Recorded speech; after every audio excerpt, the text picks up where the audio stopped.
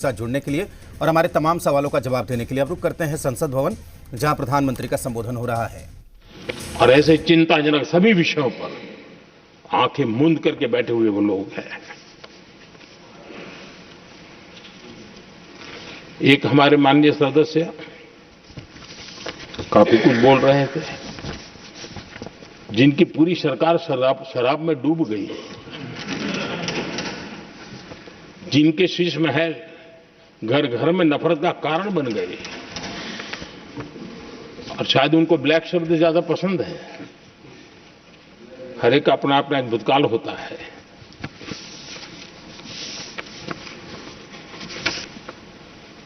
पता नहीं ब्लैक के साथ उनका क्या पुराना रिश्ता है। आदरणीय सभापति जी,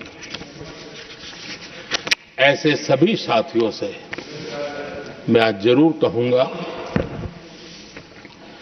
तुम कितना दुनिया को धोखा दोगे, तुम कितना दुनिया को धोखा दोगे। आईना देख लिया तो अपनी सच्चाई कहां छिपाओगे।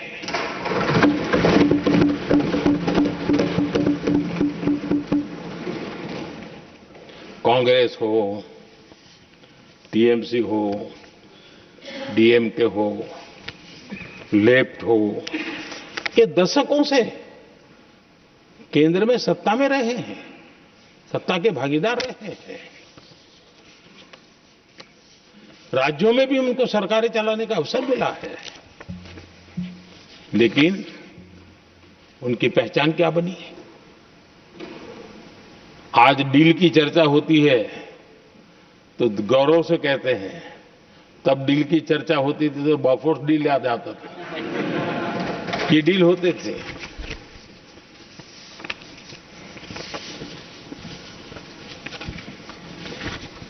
उन्होंने सिर्फ जेब भरने का काम किया।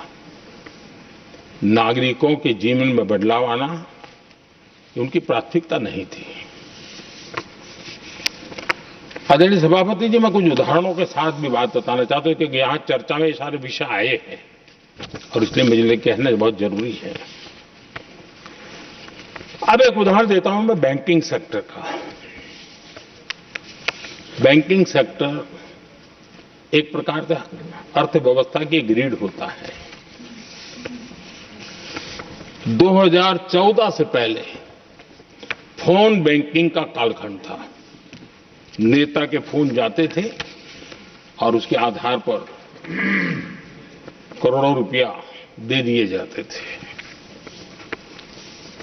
और गरीबों को तो बैंकों में दुत्कार मिलती थी, नफरत होती थी। देश की 50% से ज्यादा आबादी बैंक के दरवाजे तक नहीं देख पाई थी। कांग्रेस के नेताओं के फोन पर अरबों रुपये लोगों को दे दिए गए, और जो ले जाते थे वो अपनी पर्सनल प्रॉपर्टी मान करके पैसे हजम कर जाते थे। यही खेल चलता रहा। कांग्रेस और यूपीए के राज में, और आज जो इंडी अलायंस बनकर के बैठे हैं, उनके राज में बैंकिंग व्यवस्था तबाही के कगार पर खड़ी थी। मैं नया प्रधानमंत्री के पद का दायित्व मुझे मिला, मैं एक देश के मुखिया से मैं मिला, ऐसे ही बात कर रहा था। मैंने कहा बैंकिंग की दृष्टि से हम कुछ आगे बढ़ना चाहिए। उन्होंने कहा पहले एक बार साहब जरा, अभी आप नए हो, आपके बैंकों की व्यवस्था का अध्ययन कर लीजिए। हम कैसे हिम्मत करें। एक देश के नेता ने कोई एक जानकारियां थी, उसने मुझे बताया, यहां इनको कोई परवाह ही नहीं। यानी एक प्रकार से उन्होंने जिस प्रकार से बैंकिंग व्यवस्था को, एनपीए के पहाड़ खड़े हो गए थे। जहां भी देखो चर्चा चलती थी, एनपीए का क्या होगा, एनपीए का क्या होगा, कैसे बचेंगे। आदरणीय सभापति जी, चुनौती बड़ी थी, लेकिन हमने समझदारी से काम लिया। बैंकिंग व्यवस्था के सब कर्ता धर्ताओं को विश्वास में लिया। रिफॉर्म की आवश्यकता थी, हिम्मत के साथ रिफॉर्म किए। पारदर्शी व्यवस्था बनाई ढेर सारे बैंकिंग रिफॉर्म्स हुए और जो सरकारी बैंक दुर्बल हो चुकी थी, ठीक नहीं चल पाती थी, उसको हमने बड़ी बैंक के साथ मर्जर कर दिया। और मुझे याद है किसी एक महाशय बड़े अपने आप को विद्वान मानने वाले ने लिखा था, अगर मोदी सरकार बैंकों में ये कर ले तो हिंदुस्तान का बहुत बड़ा रिफॉर्म हो जाएगा। वो काम मैंने आते ही कर दिए थे। आदरणीय सभापति जी, और इन सारी चीजों का नतीजा हुआ बैंकों में जो बीमारी घर कर गई थी, उस बीमारी से बैंकों को मुक्ति मिली। बैंकों का स्वास्थ्य सुधरा, लगातार सुधरा, अभी भी तेजी से आगे दौड़ रहे हैं। और बैंकिंग का जब स्वास्थ्य सुधरा तो लेन देन का कारोबार भी उनका बढ़ा, लोगों को पैसे मिलने लगे, सामान्य व्यक्ति को पैसे मिले। ऐसे ऐसे गरीब लोगों को लोन मिले जिनके लिए कभी बैंक के दरवाजे बंद थे, बेचारा दूर से देख करके उसे जाना पड़ता था। आज मुद्रा योजना जो देश के नौजवान को अपने पैरों पर खड़े रहने की ताकत देता है, मुद्रा योजना जो स्वरोजगार की प्रेरणा देता है, लेकिन स्वरोजगार के भाषण के काम नहीं होता है, उसका हाथ पकड़ना पड़ता है, उसको साथ देना पड़ता है, उसको सहाय देनी पड़ती है। और हमने मुद्रा योजना के द्वारा 30 लाख करोड़ रुपया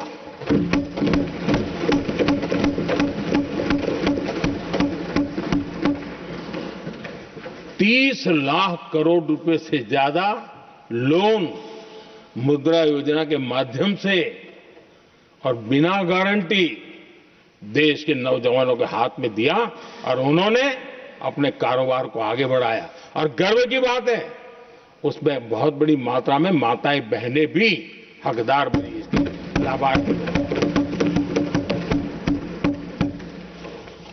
सेल्फ हेल्प ग्रुप, इन दिनों ग्रामीण महिलाएं बड़े सपने देखती हैं, खुद अपने पैरों पर खड़ा होना चाहती थी।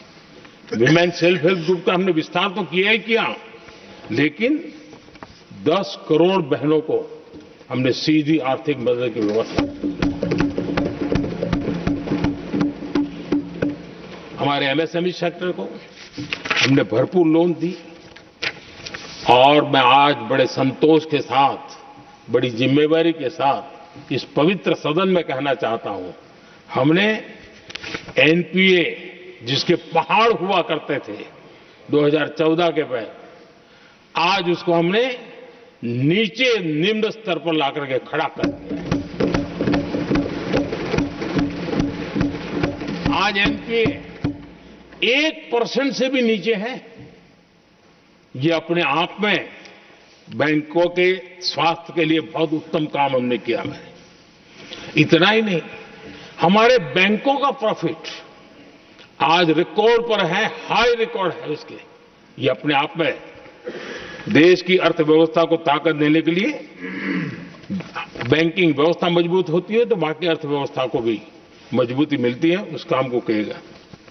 आदरणीय सभापति जी, मैं एक और उदाहरण देना चाहता हूं।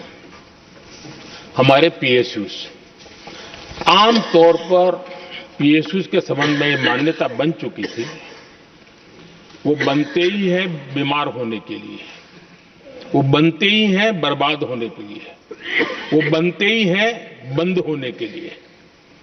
हमने इस पूरी मानसिकता को हकीकतों के आधार पर बदलने में सफलता प्राप्त की है।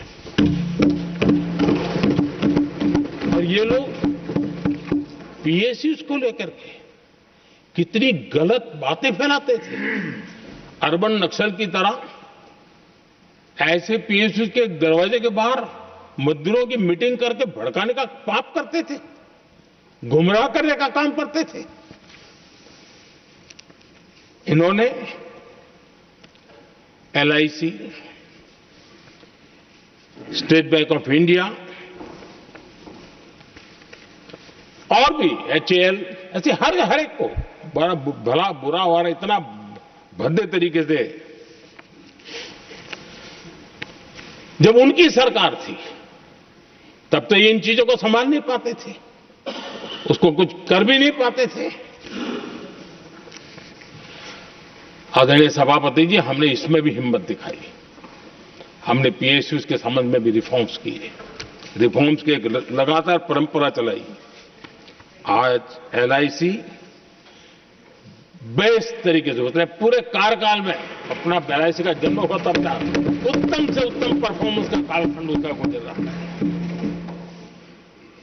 जिन पीएसयूज को कांग्रेस के नेता ताले लगवाने की कगार पर पहुंच चुका था और उसी पर अपनी राजनीतिक रोटी सेकने का प्रयास भी किया गया था, आज हमारे पीएसयूज रिकॉर्ड प्रॉफिट पर हैं।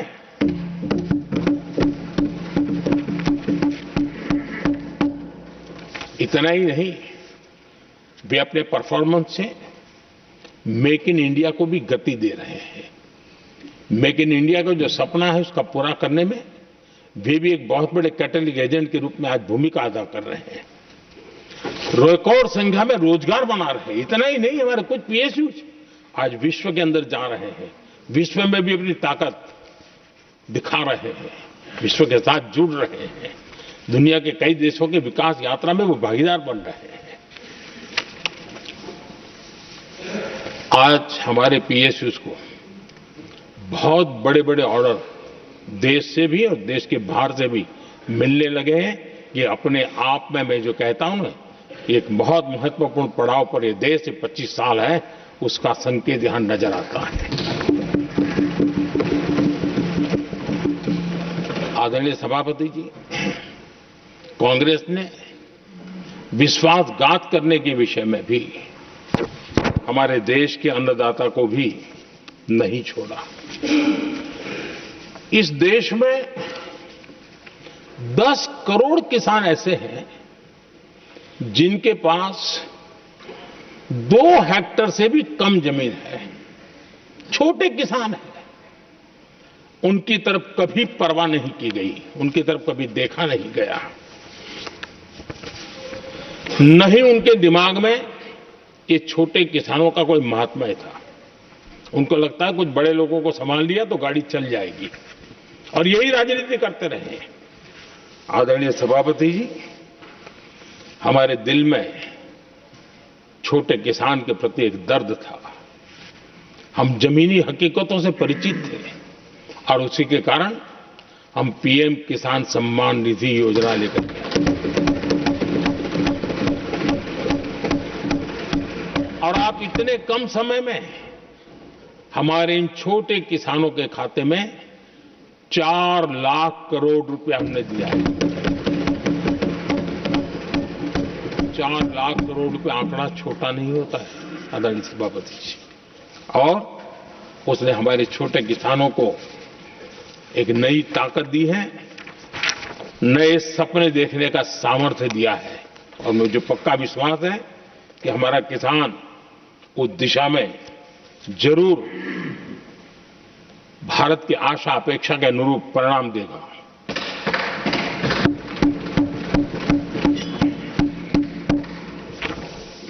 आदरणीय सभापति जी,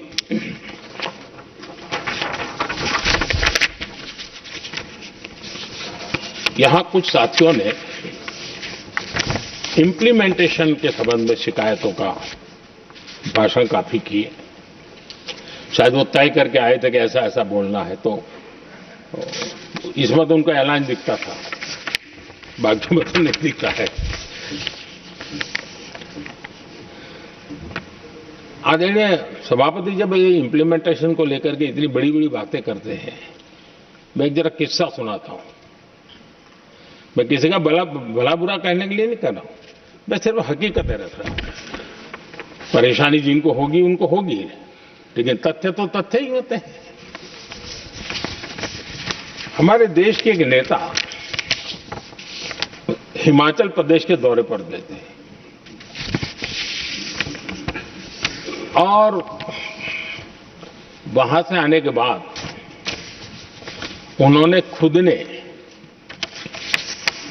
ये घटना कहीं सुनाई, रिकॉर्ड पर उपलब्ध है। उसमें उन्होंने कहा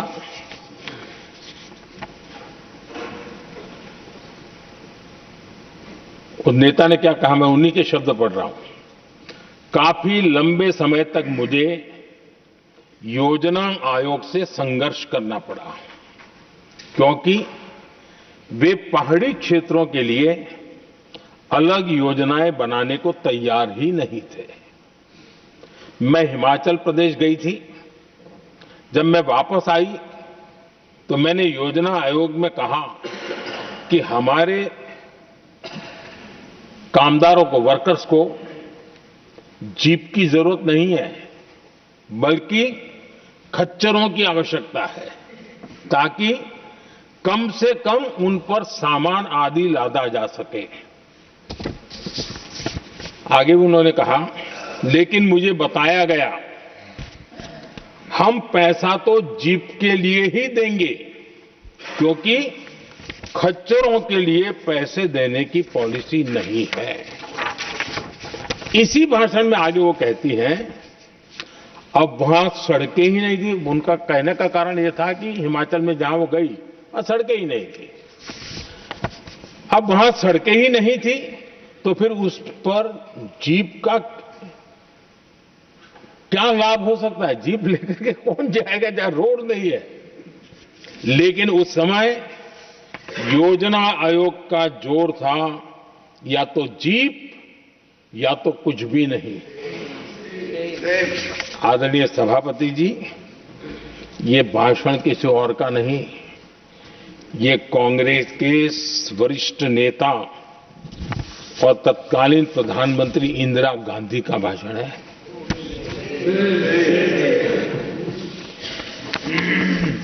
कांग्रेस के लंबे शासनकाल में यही कार्यशैली रही, और जिसको इंदिरा जी खुद जानती भी थी कि ये पाप चल रहा है, लेकिन इस कार्य संस्कृति को सुधारने के लिए उन्होंने कोई कदम नहीं उठाया। और इंदिरा गांधी जिस प्लानिंग कमीशन की धज्जियां उड़ा रही थी, उसके जन्मदाता उनके स्वयं के पिताजी थे। और प्लानिंग कमीशन को बना और इंदिरा जी ने जब कहा, उसके बीच में 2 दशक बज चुके थे, लेकिन हाल यही था। और 2014 तक सब दुखी थे, सब परेशान थे, सब गलती देख रहे थे, लेकिन सुधार करने की तैयारी नहीं। 2014 के बाद जब आपने हमें मौका और कांग्रेस ने जिस प्रकार से प्लानिंग कमीशन अटकाना, लटकाना, भटकाना वाली कार्यशैली बना दी थी, 2014 में जब हमें मौका मिला तो हमने आकर के काम किया, प्लानिंग कमीशन को खत्म कर दिया और नीति आयोग को। आज नीति आयोग बहुत तेज गति से काम कर रहा है। अब देखिए एस्पिरेशनल डिस्ट्रिक्ट, वो भी एक बड़ा प्रेरक उदाहरण है। और मैं तो देख रहा हूं कि डेवलपिंग कंट्रीज के लिए, विकास के लिए एक मॉडल के रूप में वैश्विक संस्थाएं इसको अनुमोदन दे रही है। ये एस्पिरेशनल डिस्ट्रिक्ट की ये सफलता बनी है। देश के कई जिले ऐसे थे जिसको पिछड़े मान करके छोड़ दिया गया था, और वहां करोड़ों लोगों की जो मौलिक जरूरतें थी उसको भी नकार दिया गया था। उनको तो ऐसे ही जीने के लिए मजबूर कर दिया गया था। और जो पिछड़े इलाके थे वो और पिछड़े होते गए और बर्बादी आती गई। और हालत तो सरकार में ऐसी थी कि जब किसी को पनिशमेंट ट्रांसफर करनी होती थी, पनिशमेंट पोस्टिंग देना होता, तो ऐसे ही जिलों में भेजा जाता था ताकि और खराब करे वो। ये हाल बन गया था, ये वर्क कल्चर बन गया था। हमने इस स्थिति को बदला। सबसे पहला आग्रह किया, यंग होनहार अफसरों को लगाया जाएगा और पूरा 3 साल का मौका उसको दिया जाए काम करने का। एक के बाद हम निर्णय किए। और आज देखिए किसी समय छत्तीसगढ़ का हमारा बस्तर एस्पिरेशनल डिस्ट्रिक्ट में था, आज वो बस्तर पूरे देश में बस्तर ओलंपिक के नाम से चर्चा में है।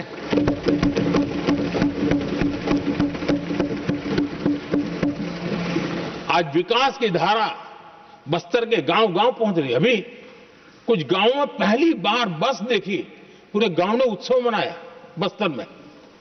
ये परिस्थितियां छोड़ करके गए हुए हैं लोग, और यहां पर पता नहीं किस प्रकार से देश को कहां ले जाना चाहते हैं लोग। आदरणीय सभापति जी, इंप्लीमेंटेशन क्या होता है, ये एस्पिरेशनल डिस्ट्रिक्ट एक बहुत बड़ा शानदार उदाहरण है। ऐसे तो सैकड़ों उदाहरण हैं, लेकिन मैं कहने के लिए इसको उल्लेख कर रहा हूं। कांग्रेस के हमारे साथियों को ये जो बदलाव आ रहा है उसमें इंप्लीमेंटेशन नजर नहीं आ रहा है, और उनका तो एक ही प्लानिंग कमीशन वाला मॉडल है, जीप और खच्चर वाला मॉडल, यही वो लोग जानते हैं, उससे आगे कुछ नहीं जानते। और ये इंप्लीमेंटेशन कैसे करते हैं?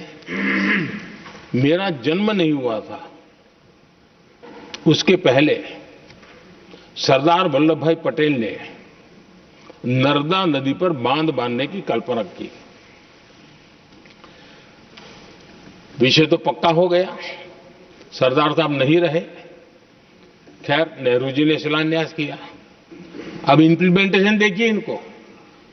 मेरा जन्म नहीं हुआ था जब इसकी कल्पना की गई थी, और प्रधानमंत्री बनने के बाद मैंने उसका उद्घाटन किया, ये हाल है।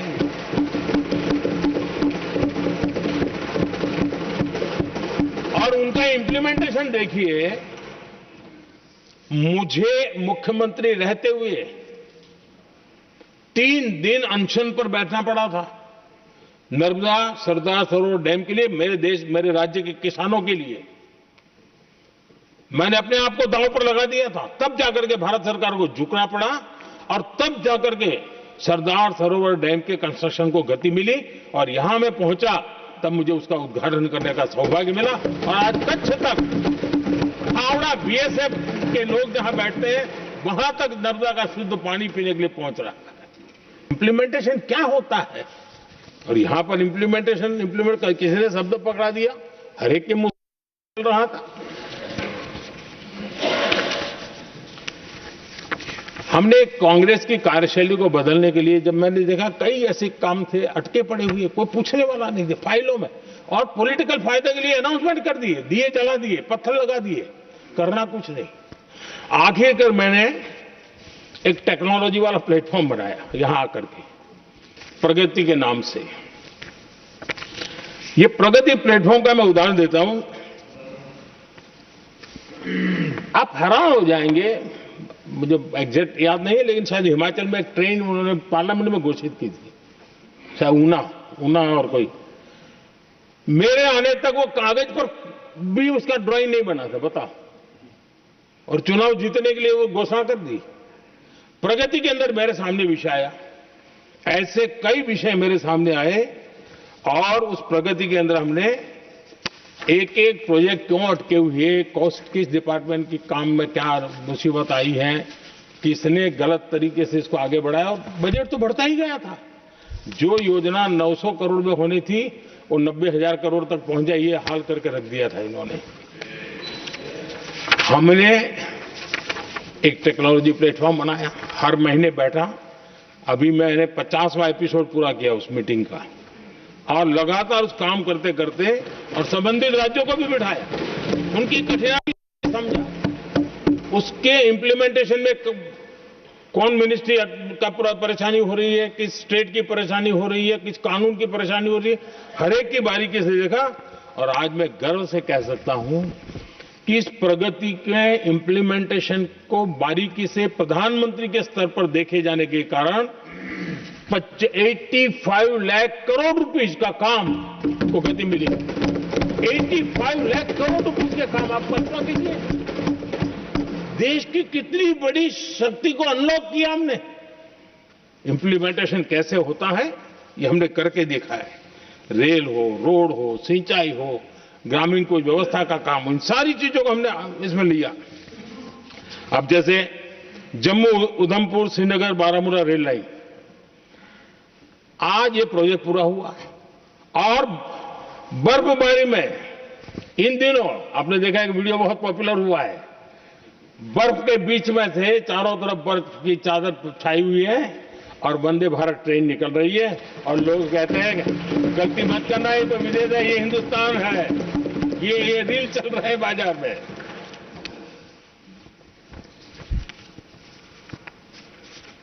लेकिन 3 दशक तक यही प्रोजेक्ट लटका हुआ था।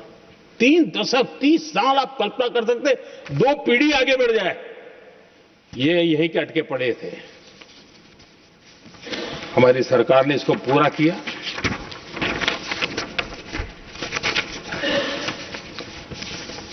आदरणीय सभापति जी, मैं असम की बात करता हूं और कोई ये मत सोचो कि मैं चुनाव है इसलिए बोल रहा हूं। इनके पाप है इसलिए मुझे कहना पड़ रहा है। कांग्रेस सिर्फ इमेजिन करती है और इंप्लीमेंट करने का उनको कोई लेना देना ही नहीं होता है।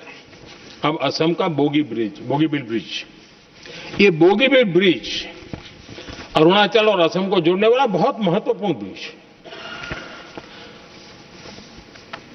कितने ही सालों तक ये प्रोजेक्ट लटका रहा। हमने प्रगति के माध्यम से इसको रिव्यू किया और असम सहित पूरे नॉर्थ ईस्ट को बहुत बड़ी सुविधा वाला ये काम हमने पूरा किया। आदरणीय सभापति जी,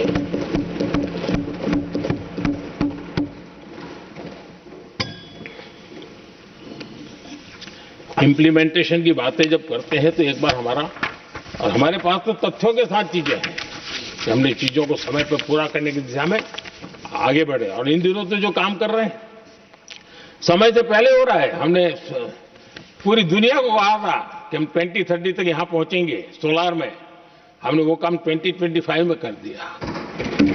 हमने इथेनॉल का समय तय किया था, हम उसमें भी 2-3 साल पहले ही काम पूरा कर लिया। तो एडवांस में हम काम पूरा करने का, इंप्लीमेंटेशन की ताकत हमारे से उससे भी ज्यादा है। आदरणीय सभापति जी,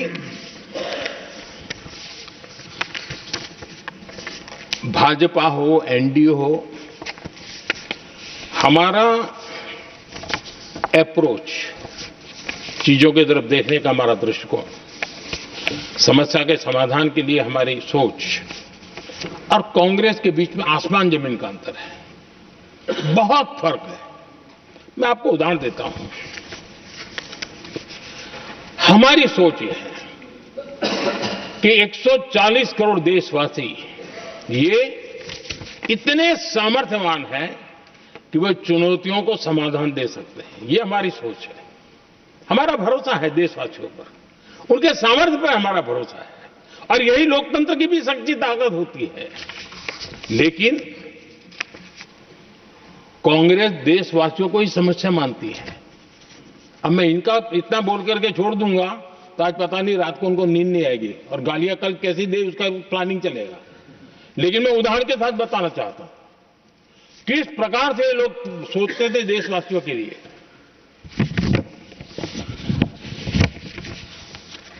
देश के लोगों के बारे में नेहरू जी और इंदिरा जी की सोच क्या थी, मैं उसके विषय में बताना चाहता हूं। इंदिरा जी एक बार ईरान गए थे और ईरान में वो भाषण दे रही थी और उस भाषण में उन्होंने नेहरू जी के साथ जो बातचीत हुई थी उसका उल्लेख किया। खुद ने कहा है, उन्होंने कहा, और मैं जो इंदिरा जी ने कहा था उसको कोट कर रहा हूं, जब किसी ने मेरे पिताजी से पूछा, यानी नेहरू जी से पूछा कि उनके सामने कितनी समस्याएं हैं, तो उन्होंने उत्तर दिया था 35 करोड़। नेहरू जी ने जवाब दिया था कि उनके सामने कितनी समस्याएं हैं, बोले 35 करोड़। उस समय हमारे देश की जनसंख्या थी 35 करोड़। अब आगे देखिए, 35 करोड़ देशवासी नेहरू जी को समस्या लगते थे। ऐसा कोई मुखिया हो सकता है क्या जी? और इस बात का उदाहरण देते हुए इंदिरा जी ने आगे कहा कि आज देश की जनसंख्या 57 करोड़ है। इसलिए मेरी समस्याओं की संख्या भी उतनी ही बड़ी है। यानी पिताजी को 35 करोड़ समस्या वाले देशवासी लगते थे, अब 57 करोड़ उनको समस्या। कोई ऐसा हो सकता है जो अपने ही देशवासियों को समस्या माने? ये फर्क है उनकी सोच और हमारी सोच में, ये फर्क है उनके अप्रोच और हमारे अप्रोच में।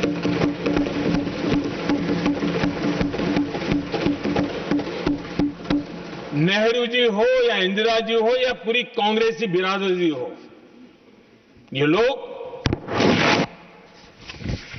भारत के लोगों को समस्या मानते हैं। आदरणीय सभापति जी, मेरे कई कोटेशन मिलेंगे। मैंने दुनिया के सामने कहा है, देश के सामने कहा है, और कहा है इसलिए नहीं, ये मेरा कन्विक्शन है। अरे चुनौतियां कितनी ही क्यों न हो, 140 करोड़ समाधान हमारे पास है।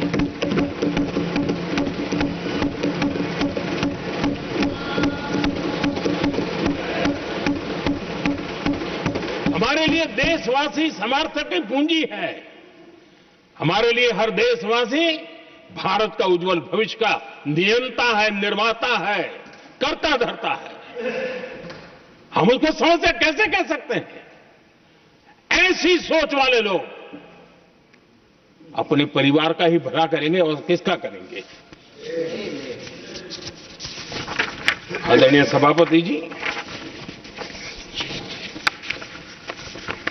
देश के लोगों का अपमान करते रहना एक कांग्रेस के स्वभाव में पड़ा हुआ है, उनके संस्कारों में पड़ा हुआ है।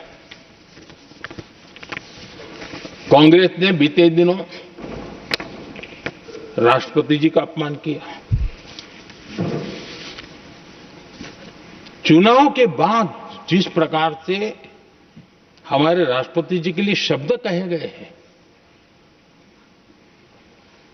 शर्मिंदगी महसूस होती है कि ये कैसे लोग हैं? भारत के राष्ट्रपति के लिए क्या बोल रहे हैं लोग? आदरणीय सभापति जी, कल लोकसभा में भी राष्ट्रपति जी के अभिभाषण पर चर्चा नहीं हो पाई। ये राष्ट्रपति पद, उसका घोर अपमान किया है। उनको संविधान शब्द मुंह में बोलने की अधिकार नहीं रहता है। जो लोग गरीबी से निकली हुई एक महिला, आदिवासी परिवार से आई हुई एक महिला, जब आपने लोकसभा में जो व्यवहार किया है, आपने आदिवासी समाज का अपमान किया है, आपने महिला का अपमान किया है। भारत के सर्वोच्च पद पर विराजमान, संविधान ने जिनको सर्वोच्च पद दिया है, आपने उनका अपमान किया है, आपने संविधान का अपमान किया है।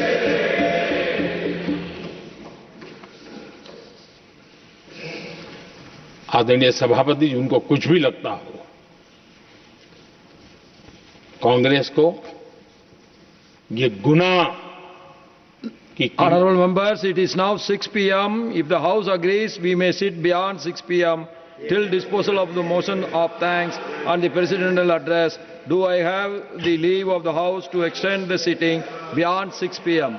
Yes. Thank you.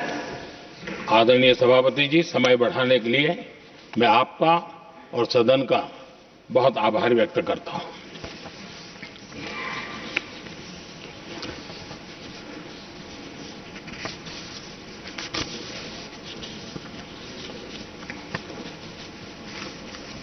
आदरणीय सभापति जी, बड़ी दर्दनाक लोकसभा की घटना है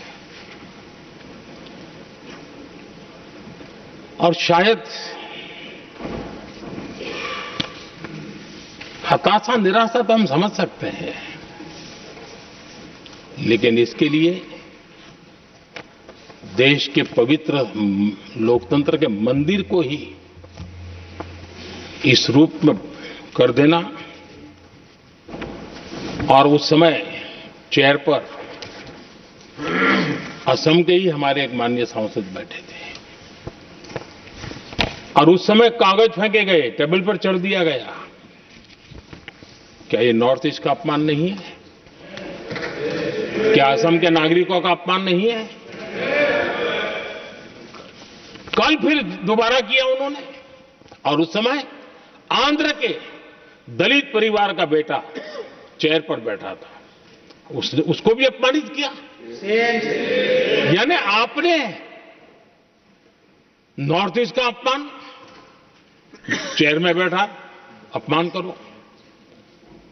आंध्र के एक दलित परिवार का बेटा चेयर पर बैठा, उसका अपमान करो।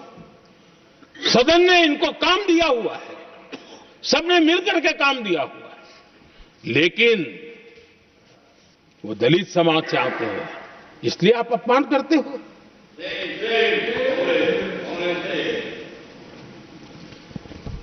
और ऐसा लगता है कांग्रेस के लोगों को असम की जनता के प्रति बड़ी नफरत है। उनको लगता है कि उसकी जनता ने उनका साथ छोड़ दिया, मतलब उनके दुश्मन हो गए। क्या कभी लोकतंत्र में ऐसे सोचते हैं क्या? मुझे तो तब बहुत पीड़ा हुई थी जब भारत रत्न भूपेन हजारिका जी, जो कि इस देश के बहुत ही सम्मानीय व्यक्तित्व है जी, आज भी घर घर में उनको स्मरण करते हैं लोग। उनके प्रति जो भक्ति का भाव है आप कल्पना नहीं कर सकते, लेकिन उनको इसकी भी कोई परवाह नहीं है। और जिस प्रकार से, और हमारा सौभाग्य था कि हमने भूपेन हजारिका जी के देश के लिए जो उनका योगदान था, नॉर्थ ईस्ट जैसे इलाके से पूरे देश को अपने वाणी से, अपने विचारों से, अपनी अभिव्यक्ति से बांध के रखा था। हमने भारत रत्न देने का निर्णय किया, इस पर भी इनको ऐतराज। और मैं तो हैरान हूं, खड़गे जी अगर होते तो मैं उनके हाजिर में कहता ही है। इन्होंने जिस प्रकार से बोला ना भारत रत्न के बाद, वो वीडियो पर उनका चेहरा देखेंगे ना, आपको लगा रहे ये ऐसे लोग हैं, ऐसा व्यवहार करते हैं। और ये कहा, अरे ये तो सिंगर थे। मैं समझता हूं कि ये किसी का भी अपमान करने में कभी भी पीछे नहीं रहते हैं। उन्होंने भूपेन हजारिका जी को भारत रत्न दिया, उसका भी विरोध किया। ये पूरे असम का विरोध है, पूरे देश के कला प्रेमियों का विरोध है। और मुझे पक्का विश्वास है असम कभी भी इस अपमान को भूलने वाला नहीं है।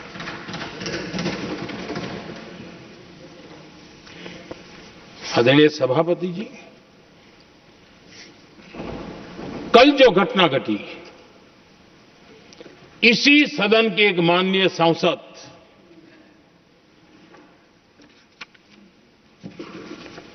कांग्रेस के शातिर दिमाग जिनका है, ऐसे एक युवराज ने उनको गद्दार कह दिया। अहंकार कितनी सातवें आसमान पर पहुंच चुका है इनका। और कांग्रेस को छोड़कर के कितने ही लोग निकले हैं, कांग्रेस के कितने टुकड़े हुए हैं, कई लोग दूसरे दलों में गए हैं, लेकिन औरों को तो किसी को गद्दार नहीं कहा उन्होंने। लेकिन कल सांसद को गद्दार इसलिए कहा क्योंकि वो सिख थे। ये सिखों का अपमान था, ये गुरुओं का अपमान था। और कांग्रेस के अंदर जो कूट कूट करके सिखों के प्रति नफरत भरी पड़ी है ना, उसका वो अभिव्यक्ति थी। और इसी सदन के माननीय सांसद है वो, और उनको जरा भी दर्द नहीं, वरना आज खड़े होकर के कह सकते थे कि कल जो हुआ इसी सांसद की गरिमा के अनुरूप नहीं था, हमें खेद है। एक शब्द तो बोल लेते, लेकिन सिखों के प्रति उनके मन में जो नफरत भरी पड़ी है, और इसी के कारण उन्होंने कल, और जिसका परिवार देश के लिए शहादत देने वाला परिवार के वो सदस्य हैं, उन्हें अपने राजनीतिक विचारों में परिवर्तन किया, इसलिए गद्दार हो गए। कि और एक गद्दार शब्द छोटा नहीं है। मेरे देशवासी को कोई गद्दार कहे, ये कैसे देश सहन करेगा? और वो भी एक सिख है इसलिए गद्दार कहना, बहुत दुर्भाग्य की बात है। और ऐसे लोग कांग्रेस को नहीं डुबाएंगे तो क्या करेंगे?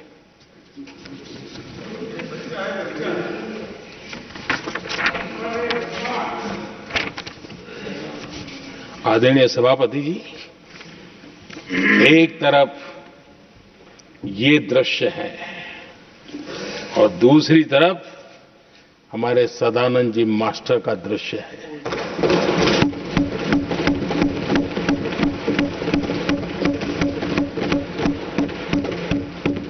राजनीतिक विद्वेष के कारण उनके दोनों पैर काट दिए गए। भरी जवानी में दोनों पैर काट दिए। कटे हुए पैर से जिंदगी गुजार रहे हैं, लेकिन संस्कार इतने ऊंचे हैं कि वाणी में भी अपशब्द नहीं निकलता है, बर्तन में भी कटुता नजर नहीं आता। गर्व होता है। और कल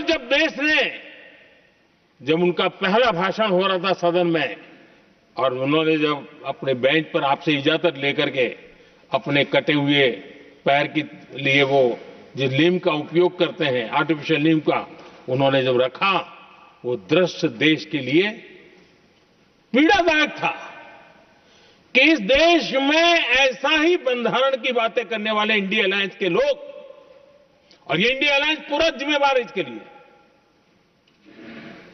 वैचारिक असहमति के कारण एक नौजवान के, और वो भी एक टीचर, शिक्षक के प्रति गर्व से, आदर से देखा जाता है, उसके पैर काट दे, लेकिन उनको कोई खेद नहीं है, उनको कोई दर्द नहीं है। लेकिन मैं मास्टर सदानंद जी को हृदय से अभिनंदन करता हूं कि उन्होंने जिस प्रकार से इतनी भयानक हमले के बाद भी देश की सेवा का अपना व्रत जारी रखा और आज देश की नीति निर्धारण में अंदर अपना योगदान दे रहे हैं। ये गर्व की बात है। और ऐसे लोगों के सहारे हम राजनीति में जीते हैं, काम करते हैं, देश के लिए जीने मरने की प्रेरणा मिलती है। ये संस्कार हमें पाए हैं ऐसे लक्षावधि कार्यकर्ताओं के तब से पाए हुए हैं। आदरणीय सभापति जी,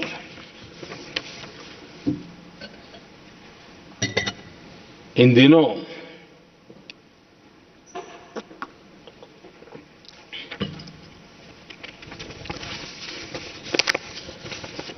और वैसे कांग्रेस के हमारे साथियों का मुझ पर जरा विशेष प्रेम है, वो स्पेशल प्रेम है। और जब मैं जिम्मेवारी जो मिली है उसके तहत, और जिम्मेवारी न मिलती तो भी देश के लिए जीना तुमने सीखा है। हम विकसित भारत की जमीन मजबूत कर रहे हैं, उसको एक ताकत दे रहे हैं।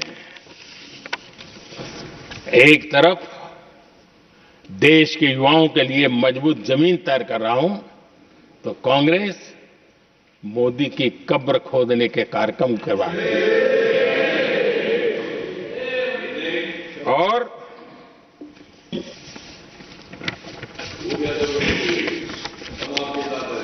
मोहब्बत की दुकान खोलने वाले मोदी तेरी कब्र खुदेगी के नारे लगा रहे हैं जी। ये कौन सी मोहब्बत की दुकान है जो देश के ही किसी नागरिक के कब्र खोदने के सपने देखती हो? ये कौन सा संविधान से उन्होंने सीखा है जो देश के ही किसी नागरिक के कब्र खोदने की बात करते हो? क्या ये संविधान का अपमान नहीं है? क्या ये मानवता का अपमान नहीं है? क्या ये सार्वजनिक जीवन की मर्यादाओं का अपमान नहीं है? और उनको इसका कोई खेद नहीं है। अगर इसके बाद क्या बयान देंगे, बयान देखो, प्रधानमंत्री राज्यसभा में भी रो रहा था।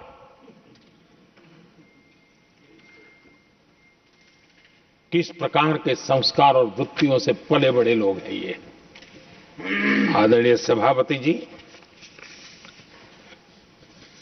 मेरे लिए कोई अनुभव मेरा बहुत पुराना है। 2002 से जब वे विपक्ष में थे तब से, और 2004 से जब वो सत्ता में आए तब से, और 2014 से मैं जब यहां आया तब से, पिछले 25 साल से संसद का एक भी सत्र ऐसा नहीं गया, मोदी संसद का सदस्य नहीं था, एक भी सत्र ऐसा नहीं गया जिसमें इस सदन के अंदर मोदी को गाली देने का काम न किया हो इन लोगों ने। 25 साल। और मुझे किसी ने पूछा था, मोदी जी आपके स्वास्थ्य का क्या राज है? मैंने कहा मैं डेली 2 किलो गाली खाता हूं।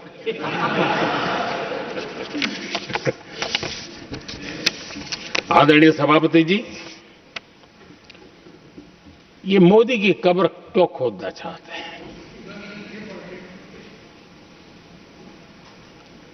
ये सिर्फ नारा नहीं है, ये इनके भीतर पड़ी हुई नफरत का प्रतिबिंब है, इसकी अभिव्यक्ति है। और वे इसलिए हैं, हमने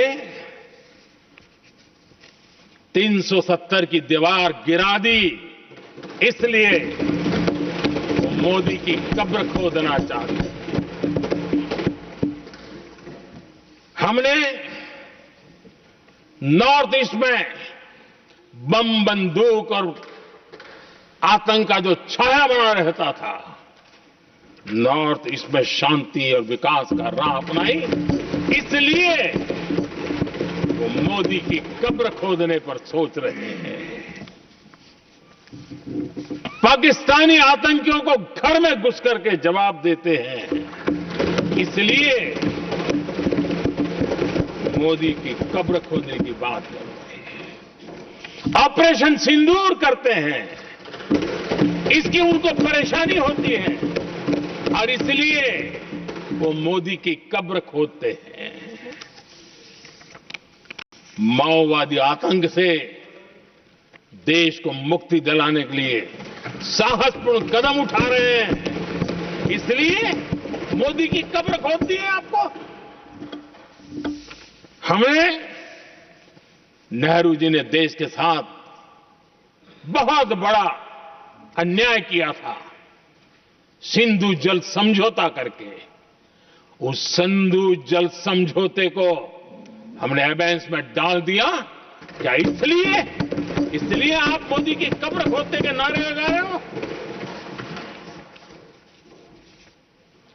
आदरणीय सभापति जी, कांग्रेस की परेशानी कुछ और है। ये पचा नहीं पा रहे कि मोदी यहां तक पहुंचा कैसे, और उनकी परेशानी बढ़ती जा रही है कि भाई पहुंचा तो पहुंचा, लेकिन अब तक टिका क्यों है? और इसलिए वे एक ही रास्ता उनके लिए बचा हुआ लग रहा है कि मोदी तेरी कब्र खुदेगी। आदरणीय सभापति जी, ये तो मान करके बैठे थे, उनका लोकतंत्र संविधान का कोई लेना देना नहीं। उनको तो लगता है कि प्रधानमंत्री पद उनके परिवार की जागीर है, उस पर कोई और बैठ नहीं सकता। ये जो उनके भीतर में नफरत पड़ी हुई है ना, मोहब्बत की दुकान में जो आग भरी पड़ी हुई है ना, उसका परिणाम है। और इसीलिए कोई क्यों बैठा, हमारा पैतृक अधिकार था, इसलिए मोदी की कब्र खोदने का नारा लेकर के वो चल रहे हैं। आदरणीय सभापति जी, कांग्रेस के शाही परिवार को देश ने दशकों तक अवसर दिया है, ऐसा नहीं है। देश ने आपके लिए भी अपना भविष्य दांव पे लगाया था, लेकिन आपने गरीबी हटाओ के नारे लगाए, गुमराह किया। लाल किले पर से कांग्रेस के एक भी प्रधानमंत्री के भाषण में गरीबी हटाने की बात ना आई हो, ऐसा नहीं हुआ है। लेकिन किसी भी प्रधानमंत्री ने गरीबी हटाने के लिए क्या किया, वो एक बार भी नहीं आया। वो नारे से अधिक कुछ नहीं था उनका। और मोदी ने रास्ता अपनाया गरीब को एम्पावर करने का, गरीब को सशक्त करने का। और मेरे देश के गरीबों को मैं सलाम करता हूं। उन्होंने देश की योजनाओं को समझा, स्वीकारा और अपने सामर्थ्य को बढ़ाने के लिए प्रयास किया। मैं देश के गरीबों का गौरवगान करता हूं कि हमारी नीतियों पर भरोसा करके, हमारी नीयत पर भरोसा करके उन्होंने भी अपने आप को खपाने के लिए कोई कमी नहीं रखी।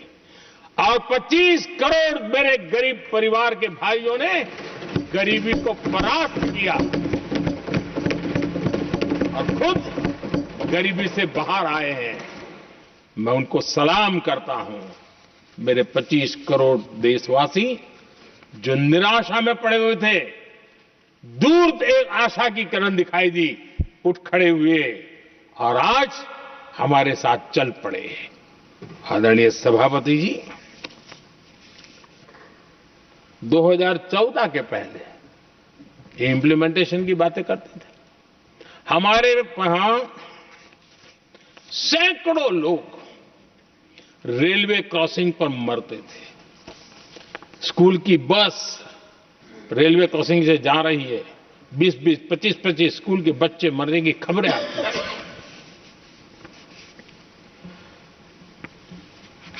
अनमैन्ड रेलवे क्रॉसिंग, वो इतना बड़ा काम नहीं था कि नहीं कर सकते थे। ये काम भी मुझे करना हुआ और हमने सारे अनमैन्ड क्रॉसिंग बंद कर दिए, लाखों लोगों की जिंदगी बचा ली। इसलिए ये मोदी की कब्र खोदना चाहते हैं। आदरणीय सभापति जी,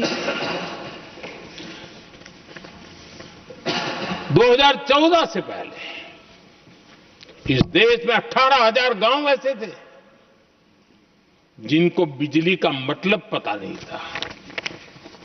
बिजली का कोई तार होता है, कोई बल्ब होता है, कोई लट्टू जलता हुआ उसमें उजाला निकलता, पता नहीं था उनको।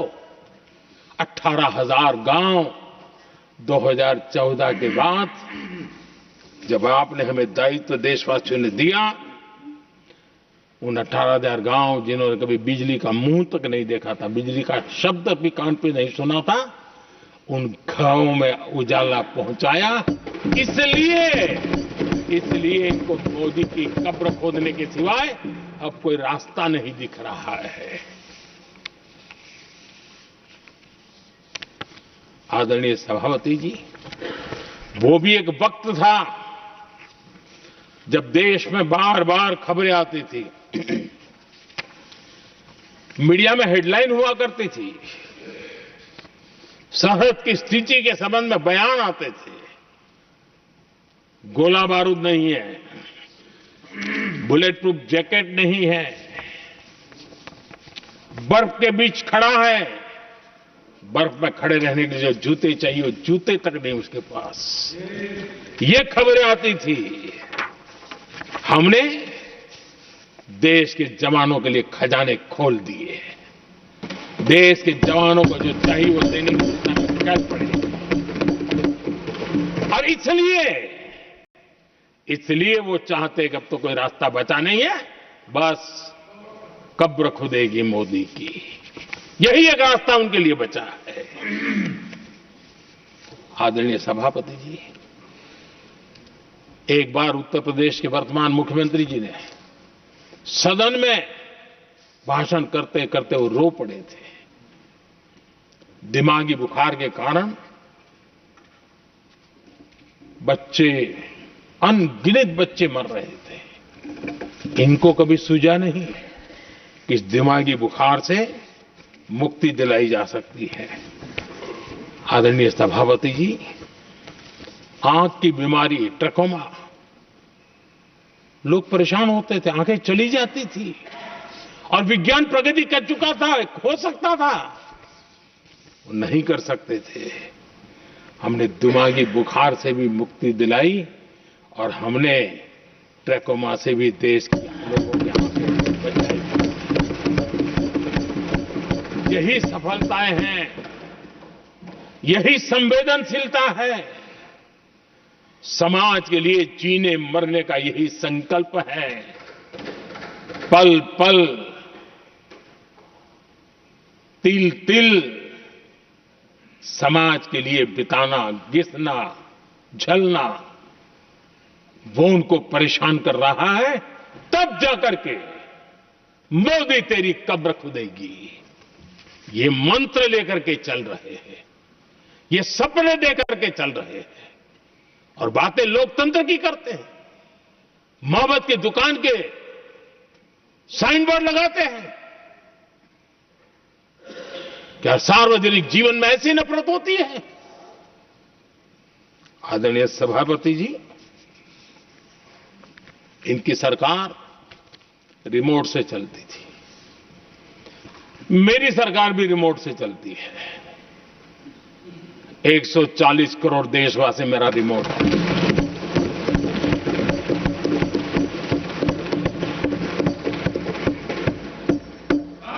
एक 140 करोड़ देशवासियों के सपने, 140 करोड़ देशवासियों की आकांक्षाएं, देश के नौजवानों के संकल्प, इनके लिए हम जीते हैं, इनके लिए सरकार चलाते हैं। सत्ता हमारे लिए सुख का रास्ता नहीं है, सत्ता हमारी सेवा का माध्यम है।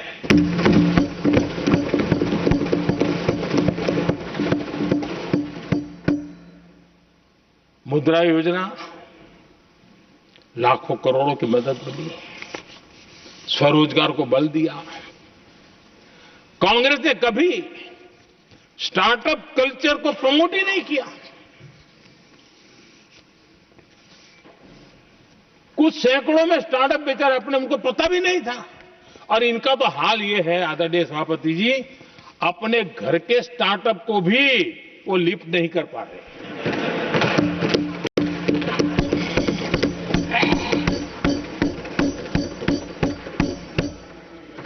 और हमारी सरकार में आज 2 लाख से ज्यादा स्टार्टअप है।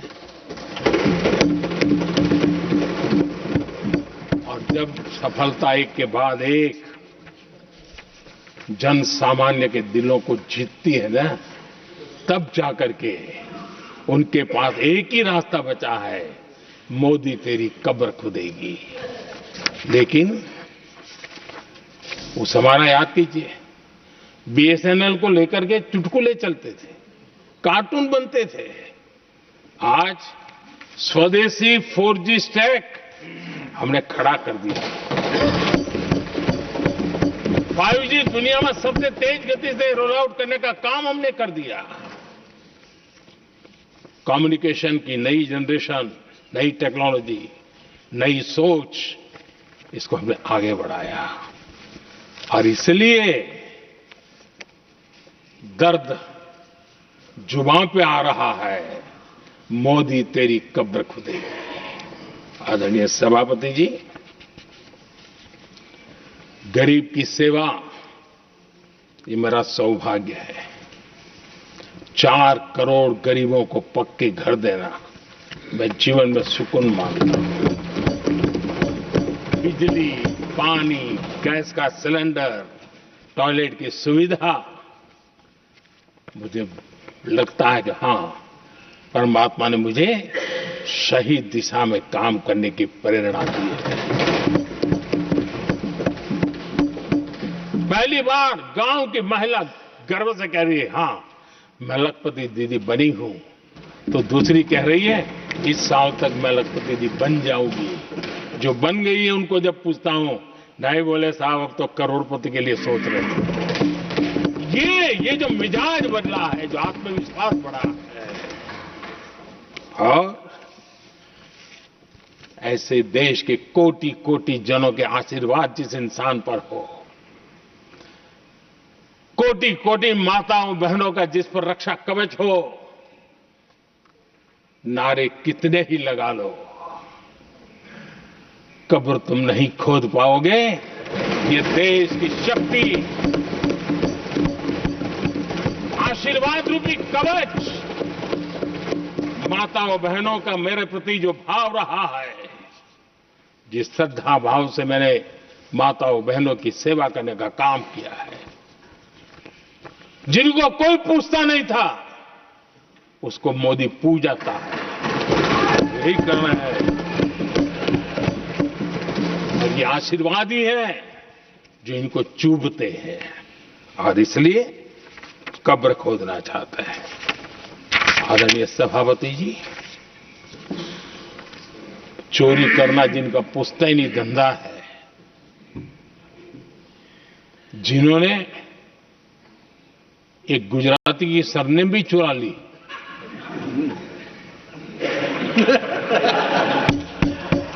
महात्मा गांधी की सरनेम चुरा ली, ये लोग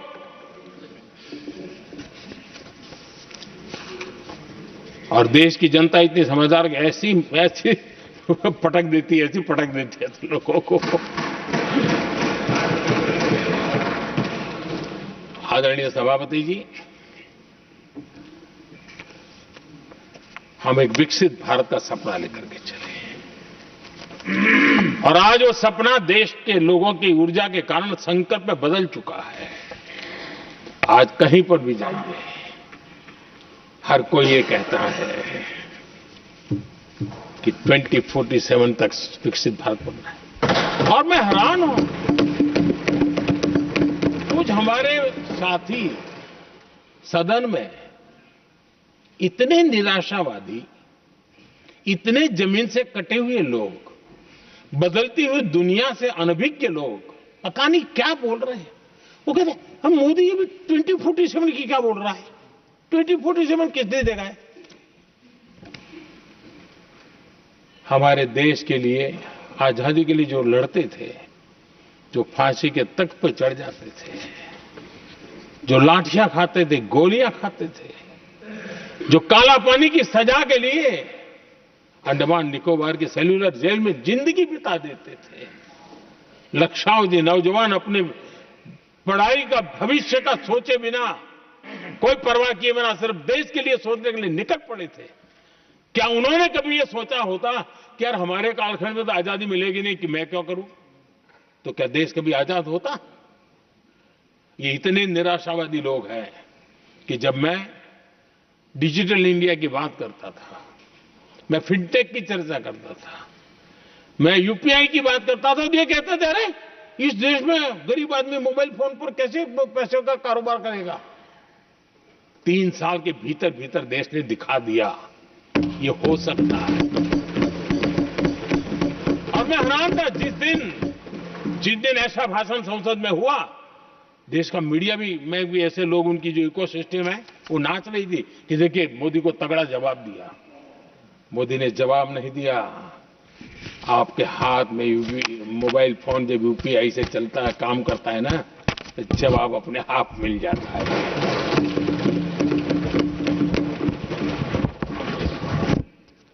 आदरणीय सभापति जी, कांग्रेस के समय एक व्यंग चला करता था, और आमतौर पर कहा और सीरियस नेचर की चर्चा में भी आता था, हंसी मजाक में भी आता था। इंडिया मिस द बस, ये कॉमन वर्ड हो चुका भाई, मौका गंवा दिया, बाजी हाथ से चली गई। इंडिया मिस द बस, ये हमेशा होता था। आदरणीय सभापति जी, आज भारत कोई बस मिस नहीं कर रहा है, आज भारत काफिले का नेतृत्व कर रहा है।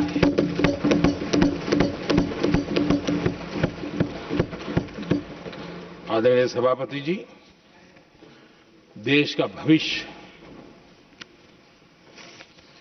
उज्जवल बनाना है, वर्तमान भी उज्जवल बनाने के लिए अविरत कार्य करना होता है। हम विकसित भारत के सपने के लाइट में 5 वर्ष की योजना बनाते हैं और हर वर्ष का बजट बनाते हैं और हम दिशा तय करके चलते हैं क्योंकि हमारे लिए अगला चुनावी लक्ष्य नहीं होता है, हमारा लक्ष्य है 2047 विकसित। अरे चुनाव तो आएंगे जाएंगे, मेरा देश अजरा अमर रहने वाला है और हम देश की युवा पीढ़ी के हाथ में समृद्ध हिंदुस्तान देने का सपना लेकर के चले। जिन बच्चे जो आज जो घर में बालक है ना, उनको भी मैं देख करके कह सोचता हूं कि मैं इसके हाथ में ऐसा हिंदुस्तान दे करके जाऊं ताकि हमें अपने काम का संतोष हो। 2047 क्यों 2047 क्यों ये बातें करते हैं। आदरणीय सभापति जी, आज जिस प्रकार से हम इनिशिएटिव लिए, चाहे स्पेस हो, साइंस हो, टेक्नोलॉजी हो, समंदर की गहराई हो, जल थल नभ अंतरिक्ष, हर क्षेत्र में नए संकल्प, नई ऊर्जा, नए कदम और नई सिद्धियों को लेकर के देश आज आगे बढ़ रहा है। हम ग्रीन हाइड्रोजन पर काम कर रहे हैं, हम आने वाले युग को समझ पा रहे हैं। हम क्वांटम कंप्यूटिंग की बात कर रहे हैं, हम एआई मिशन को लेकर के चल रहे हैं और आज दुनिया मानने लगी है कि एआई मिशन भारत बहुत कुछ दुनिया को दे सकता है। ये विश्वास आज दुनिया में बना है। आज दुनिया में क्रिटिकल मिनरल, रेयर अर्थ राजनीतिक हथियार बन गया है। हम उस पर फोकस कर रहे हैं ताकि कभी भारत को किसी के पास हाथ फैलाने की नौबत ना आ जाए। आदरणीय सभापति जी, ऐसे तो अनगिनत प्रोजेक्ट हैं जिसमें विदेश का इन्वेस्टमेंट आना ही आना है, क्योंकि अब हर किसी को अपना भविष्य भारत की भूमि में नजर आ रहा है। हर किसी को अपना भविष्य भारत की टैलेंट के भरोसे नजर आ रहा है। हर किसी को भविष्य भारत के उज्जवल भविष्य के साथ खुद के उज्जवल भविष्य को जोड़ करके दिखता है। और इसलिए दुनिया आज विकसित भारत की बात हम क्यों कर रहे हैं, जिनके दिमाग में नहीं पड़ता है, दुनिया को समझ आ रहा है कि भारत ने सही दिशा पकड़ी है। चलो अब चर्चा वहां चल रही है कहीं हम बस न चुक जाए। कल तक चर्चा चलती थी इंडिया बस मिस करता है, अब दुनिया को लगता है अब हम लेट न हो जाए, वहां आने की स्पर्धा चल रही है। आदरणीय सभापति जी, आने वाला समय भारत के लिए अवसरों से भरा हुआ है, भारत के नौजवानों के लिए अवसरों से भरा हुआ है। भारत के उज्जवल भविष्य के लिए मैं पूरी संभावनाएं रेखांकित कर सकता हूं, मैं देख सकता हूं और उसके दिशा में नीतियां बनाकर हम आगे चल रहे हैं। हम इसको और मैं चाहता हूं, मेरे देशवासियों को निमंत्रण देता हूं और मैं देशवासियों को आज सदन से भी कहना चाहूंगा, मैंने मन की बात में भी इसका उल्लेख किया था, मैं यहां पर सभी माननीय सांसदों से भी कहूंगा कि आप भी अपने अपने क्षेत्र में ऐसे लोगों को बताइए, जब दुनिया भर में इतने अवसर पैदा हुए हैं, उसको स्थायित्व तब मिलता है जब हम उत्तम प्रकार की चीजों को लेकर के जाए, हम क्वालिटी को कॉम्प्रोमाइज न करें। मुनाफा कम क्यों न हो, लेकिन क्वालिटी को हम निरंतर उत्तम करते जाएंगे। इनोवेशन करना पड़ेगा, करेंगे, रिसर्च करना पड़ेगा, करेंगे, प्रोडक्ट में मटेरियल बदलना पड़े तो बदलेंगे, लेकिन हम दुनिया में क्वालिटी की दृष्टि से उत्तम हो, तब जाकर के जो आज राजनीतिक दृष्टि से जो निर्णय होते हैं उसका बेनिफिट लेने के लिए हमने पीछे नहीं रहना चाहिए। मेरे देशवासियों से मैं आज यही आग्रह करूंगा कि आप क्वालिटी के विषय में मेरा साथ दीजिए, क्वालिटी में कॉम्प्रोमाइज न करिए। आप देखिए, दुनिया सिर्फ और सिर्फ made in India, made in Bharat, made in India, made in Bharat, इसके लिए गीत गाने लग जाएगी। आदरणीय सभापति जी, मैं कांग्रेस के मित्रों का भी आज आभार व्यक्त करता हूं कि कम से कम मुझे, उनको पता था, पहले प्रयोग कर चुके थे, पिछले 10 साल में मुझे 5-6 बार इस प्रकार से बोलने से रोका गया, लेकिन उनको मालूम था एक बार शुरू होता हूं तो रुकता नहीं।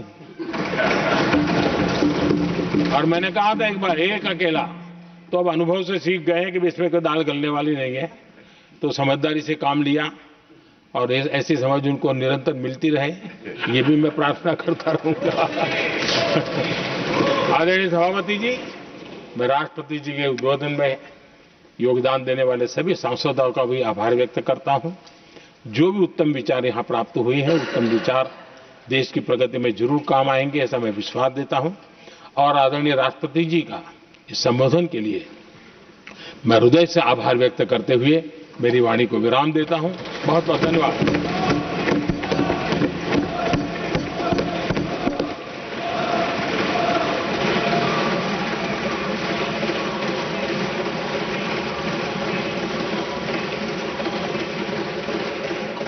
I shall now put the amendments which have been moved to vote.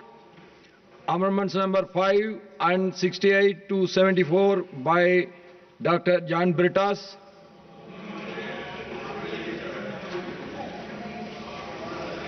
I shall now put the amendments to vote. Those in favor will please say.